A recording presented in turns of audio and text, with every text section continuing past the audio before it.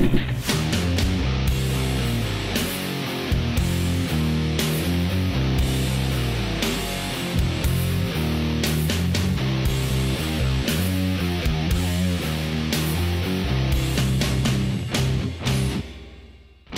se promenant dans les puits, on a la chance de tomber sur Francis Martin. Francis, c'est une étape importante pour la visibilité du sport motocycliste au Québec ici.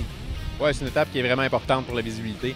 On a quand même pas mal... On a eu une conférence de presse mercredi pour ça, ici à ICAR, le Journal de Montréal qui était ici, tout ça. Il y a de la publicité un peu, c'est sûr qu'on en veut toujours plus, puis grâce à vous autres, justement, on finit par faire connaître notre sport un peu mieux.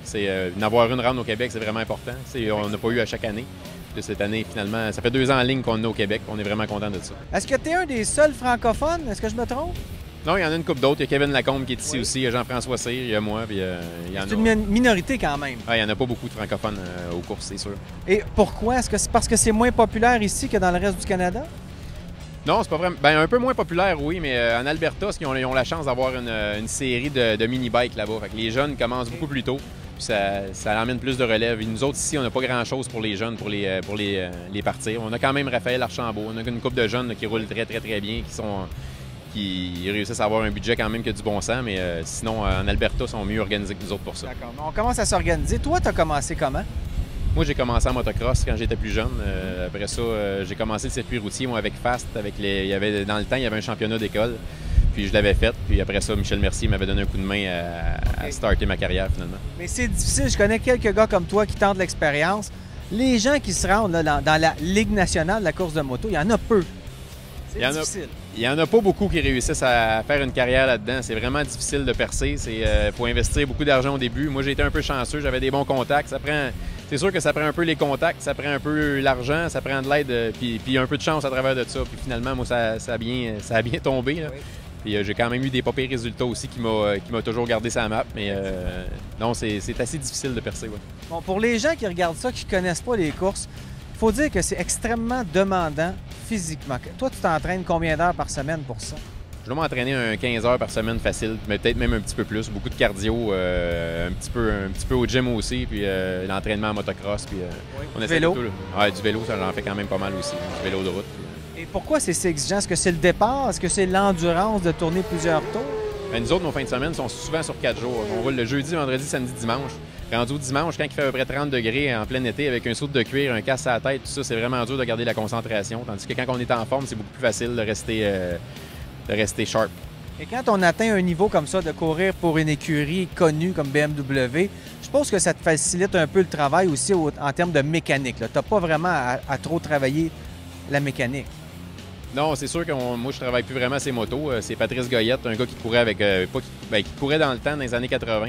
Puis il a été mon mécano en 2003-2005 quand j'ai gagné mon championnat canadien. Fait que j'ai une grosse confiance avec lui aussi. Fait que c'est pas mal plus facile. On se comprend bien. On n'est pas obligé de se parler pendant 2-3 heures pour savoir exactement ce que je veux sur la moto. Là. Fait que ça va vraiment bien travailler avec lui. Oui, parce que ce qu'il faut dire, c'est que des gars comme toi, vous êtes aussi des fins connaisseurs du comportement de la moto. Qu'est-ce qu'il faut ajuster?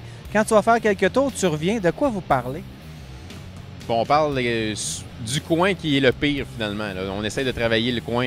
Soit c'est la suspension, soit les pneus qui ne traquent pas, la géodémétrie de la moto. On peut parler de toutes sortes de choses. C'est vraiment large. D'après toi, pourquoi une écurie comme ça va s'impliquer dans la course quand on n'a pas tellement d'exposure comparativement au reste du monde? Nous autres, on n'a pas beaucoup d'exposure pour la série, mais avec BMW cette année, on a Rush HD qui est en arrière de nous autres, qui va changer pour Radix bientôt. On a beaucoup de visibilité avec eux autres. C'est bien intéressant pour BMW de se faire connaître un peu parce qu'ils sont beaucoup plus agressifs depuis les dernières années. Là. Ils ont des motos pas mal plus intéressantes pour les plus jeunes. Ils ont les GS, la série de GS qui est vraiment le fun. Toute la série S de motos, c'est des motos plus sport, beaucoup plus agressives et beaucoup plus belles qu'ils étaient dans le temps. Toujours été des motos très fiables, mais depuis les dernières années, BM... Ils foncent fort. Là. Oui, ils sont arrivés fort avec ce modèle-là. Peux-tu nous en parler en détail de la moto que tu roules? Oui, le S1000RR, il y a le traction control dessus. Il y a 4 positions de traction control. Il y a l'ABS qui vient de série, le shifter électronique. Il y a un 3 ans de garantie. C'est pas beaucoup plus cher qu'une japonaise. Puis il y a beaucoup plus. Elle apporte beaucoup plus, finalement. Et toi, est-ce que tu te sers de tous ces gadgets-là qui viennent de l'ABS, tout ça, ou vous enlevez ça quand vous faites de la track? L'ABS, moi, je m'en sers pas. Le traction control, on apprend à rouler avec. Ici, en fin de semaine, moi, je le roule pas. Mon teammate le roule. Puis on roule à peu près les mêmes temps. Donc, c'est vraiment de s'adapter à ça, puis de l'apprendre. Puis apparemment qu'avec le traction control, on est capable de baisser à peu près une seconde autour, une fois habitué. Fait que c'est quelque chose qui est vraiment bon. C'est quoi ta passion là-dedans? Pourquoi tu fais ça? C'est fou faire ça, rouler vite de même. T'as pas peur des fois? Pourquoi tu fais ça? C'est une drogue, faire de la course. Aussitôt qu'on commence, regarde, j'ai commencé en motocross, j'ai arrêté pendant 1 an et demi, 2 ans à peu près, puis c'est revenu. Après ça, j'ai commencé le circuit routier. Je pense qu'on peut juste pas s'en passer. Une fois que tu es commencé à en faire, c'est là, puis ça reste malheureusement ou heureusement. Mais en tout cas, ça finit par coûter cher au bout de la ligne, mais moi, finalement, je suis chanceux, je gagne ma vie avec ça. Ben oui. Écoute, félicitations, on te souhaite bonne chance aujourd'hui. Attention à toi, là.